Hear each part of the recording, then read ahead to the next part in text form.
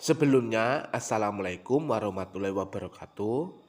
Terima kasih kepada teman-teman semuanya yang sudah mendukung Mas RT. Dan yang baru bergabung, saya ucapkan selamat bergabung. Dan jangan lupa di like, komen, subscribe, dan lonceng notifikasinya dibunyikan. Nah, informasi ini saya tunjukkan untuk R2 dan R3 ya. Simak baik-baik video ini. Untuk teman-teman semuanya ya, polemik pengangkatan P3K berakhir, nasib tenaga honorer R2 dan R3 sudah ditetapkan Menpan. Ini terbit hari Rabu tanggal 19 Maret ya, sekitar jam setengah 5 sore. Nah, jadi teman-teman silahkan ikuti atau simak video ini atau berita ini sampai habis biar teman-teman terkait honorer R2 dan R3 itu ada apa. Nah, polemik pengangkatan P3K 2024 telah berakhir. Pemerintah akhirnya mempercepat pengangkatan calon aparatur sipil negara CASN 2024.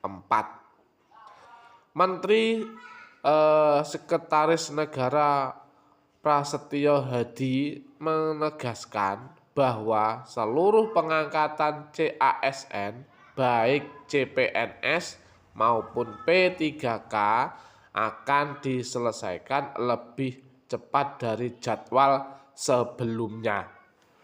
Nah, pengangkatan CASN dipercepat yaitu CPNS diselesaikan paling lambat Juni 2025, sedangkan P3K seluruhnya diselesaikan paling lambat Oktober 2025. Penyelesaian pengangkatan ini akan dilakukan sesuai kesiapan masing-masing kementerian, lembaga, dan Pemda saat ini dalam memenuhi persyaratan yang ada.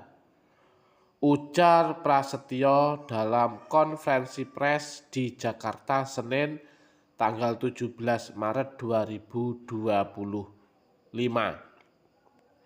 Dengan kebijakan ini, seluruh honorer yang lolos seleksi P3K 2024 dan sudah memiliki formasi dipastikan akan diangkat paling lambat Oktober 2025. Namun, bagaimana dengan nasib tenaga honorer yang masuk kategori R2 dan R3?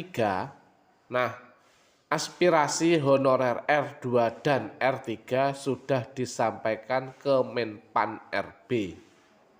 Forum Honorer R2 dan R3 bersama Asosiasi Pegawai Pemerintah dengan Perjanjian Kerja atau AP3K Indonesia telah mengajukan aspirasi mereka kepada Kementerian Pan-RB. Dalam diskusi yang difasilitasi anggota Komisi 2 DPR RI, Mardani Alisera, mereka menyampaikan harapan agar segera mendapatkan kepastian terkait status mereka.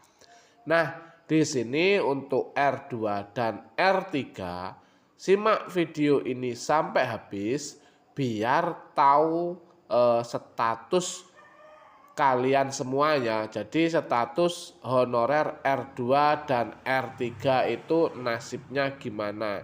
Jadi silahkan simak baik-baik informasi ini atau video ini sampai habis biar teman-teman nanti tidak gagal paham. Dan terus jangan sampai setengah-setengah mendengarkan atau mencari informasi tentang P3K yang R2 atau R3 ya. Jadi silahkan simak baik-baik aspirasi honorer R2 dan R3 sudah disampaikan ke Menpan RB. Dan teman-teman juga belum tahu kan keputusannya itu gimana. Nah, simak ini dengan baik-baik. Nah, Ketua Umum P3K Nurbaiti juga mengungkapkan pentingnya percepatan pengangkatan tenaga honorer. Diskusi ini turut dihadiri oleh perwakilan Kementerian Pan RB Suryo Hidayat serta berbagai pihak terkait lainnya. Hingga kini tenaga honorer R2 dan R3 masih menunggu tindak lanjut dari pemerintah terkait implementasi kebijakan ini. Nasib tenaga honorer R2 dan R3 telah ditetapkan Menpan RB.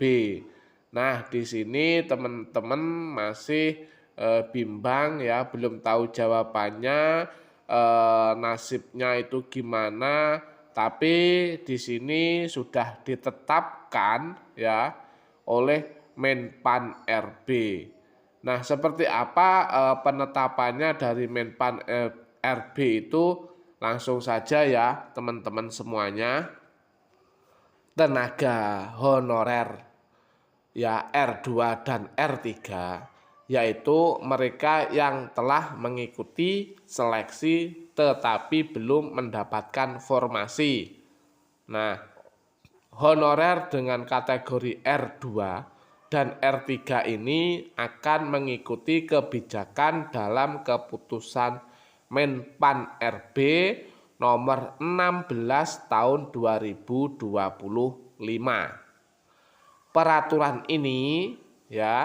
Peraturan ini mengatur tentang status P3K paruh waktu.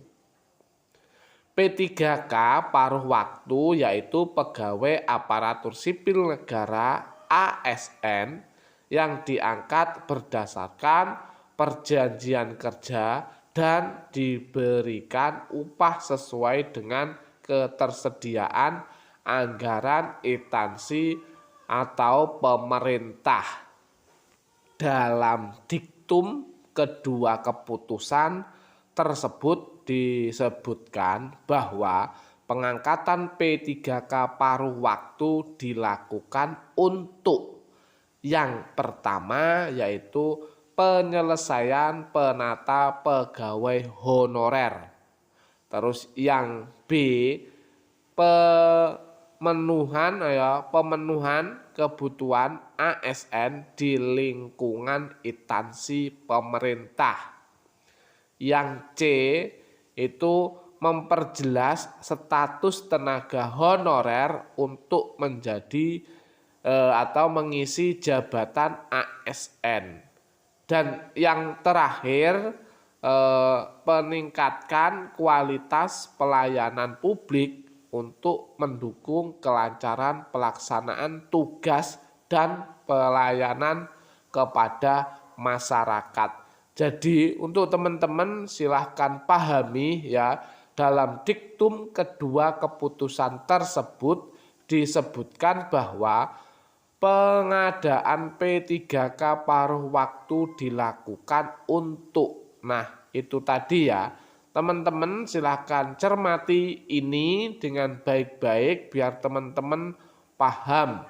Oke, teman-teman. Dengan kata lain, tenaga honorer R2 dan R3 masih memiliki peluang untuk diangkat sebagai P3K paruh waktu. Pengangkatan menunggu usulan dari PPK. Jadi kalau PPK-nya kalian atau kepala instansinya kalian itu diam saja, berarti teman-teman juga harus gercep ya, gerakan cepat meminta status gitu ya.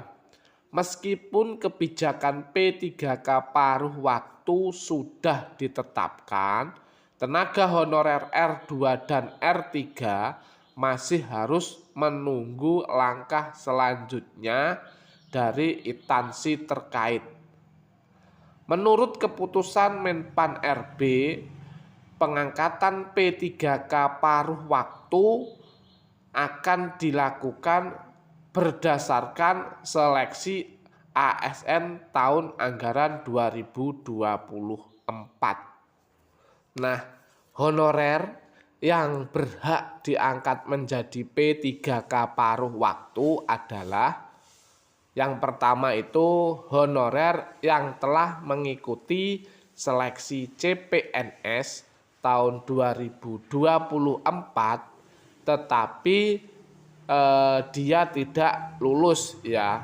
Terus yang kedua, honorer yang telah mengikuti seluruh tahapan seleksi P3K tahun 2024 tetapi tidak mendapatkan formasi. Nah, proses pengangkatannya juga bergantung pada usulan dari pejabat pembina kepegawaian atau PPK di masing-masing instansi. P3K harus mengusulkan rincian kebutuhan P3K paruh waktu kepada Menpan RB sesuai dengan daftar tenaga honorer yang telah mengikuti seleksi sebelumnya. Jadi buat teman-teman semuanya, bila teman-teman bisa diangkat ya menjadi P3K paruh waktu adalah ya yang pertama tadi kalian sudah mengikuti seleksi P3K tapi tidak lulus.